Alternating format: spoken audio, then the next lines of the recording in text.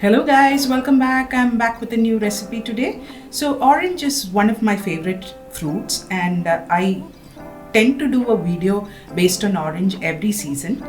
So today is one of such recipes. It's an orange chutney. The ingredients list is given below. So this is a good accompaniment to the parathas that you eat in winter, or you can use it as a spread on bread as well. So do try it out and subscribe to my channel. So I've got oranges here. I'm using mandarin oranges here. You can use any variety of orange which has a little bit of flesh in it. So I'm going to just peel this, remove the seeds and then chop them into small bits. So I placed a pan on medium-low heat and I've heated some oil in it. Into it goes mustard seeds and cumin seeds. Now we'll let the mustard and cumin splutter nicely, after which we'll add some asafoetida into it.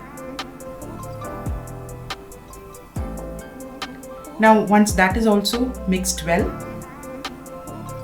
it's time to add in the powders, that is red chilli powder and turmeric powder.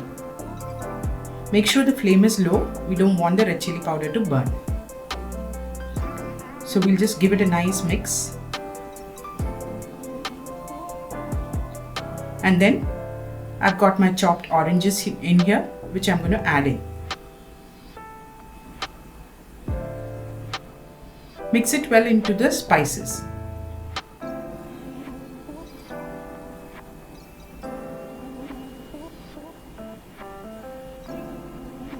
Now we need to cook down the oranges until they are soft. So we'll just cover the vessel and then on low flame let it cook for around 15 minutes until the orange is nice and soft. So the oranges have cooked. Now I'm going to add the salt to taste. Mix it well, and then next we are going to add sugar. I'm using normal white sugar in here. So based on the sweetness of the orange, you can reduce the amount of sugar you use in this recipe. So now what's left to do is let the sugar dissolve and caramelize a little.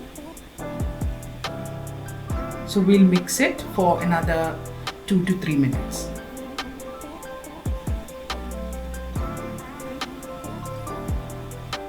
So the sugar has also cooked down nicely. Now it's time to add the red chilli flakes